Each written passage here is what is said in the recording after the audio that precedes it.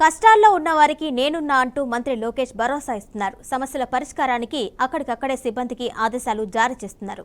దీంతో తమ సమస్యలు చెప్పుకునేందుకు ప్రజలు ప్రజా దర్బార్కు పెద్ద ఎత్తున తరలివచ్చారు. ఉండవల్లిలోని నివాసంలో 18వ రోజు ప్రజా దర్బార్లో ప్రజలను కలిసి నేరుగా వారి ఫిర్యాదుల్ని స్వీకరిస్తున్నారు.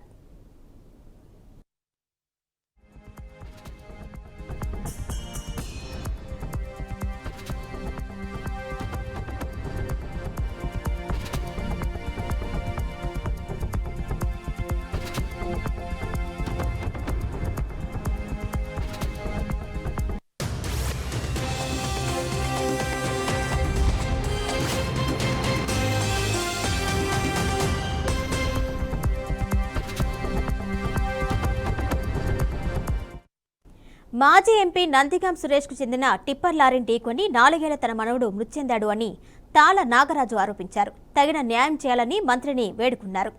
పోలీసులు కేసు నమోదు చేసినప్పటికీ ఎలాంటి చర్యలు తీసుకోలేదని ఆవేదన వ్యక్తం చేశారు. విచారణ జరిపి దోషులకు కఠిన శిక్ష పడేలా చర్యలు తీసుకోవాలని విజ్ఞప్తి చేశారు. అదేవిధంగా మరోవైపు తప్పుడు దస్తావేజులతో తమ నివాస స్థలాన్ని విక్రయించిన వారిపై చట్టపరమైన చర్యలు తీసుకోవాలని భవనాసి రాజరాజేశ్వరి మంత్రి లోకేష్కు వినతి ఇచ్చింది. దుగ్గిరాల మండలం శృంగాపురంలో మట్టి రోడ్ల కారణంగా ఇబ్బందులు పడుతున్నామని వాపోయింది. వర్షాకాలంలో మరీ అధ్వానంగా మారాయని సీసీ రోడ్లు నిర్మించాలని గ్రామ సర్పంచ్ యలవర్తి అంకమయ్య కోరారు. ఆయా సమస్యల పరిష్కారానికి కృషి చేస్తా అని లోకేష్ భరోసా ఇచ్చారు.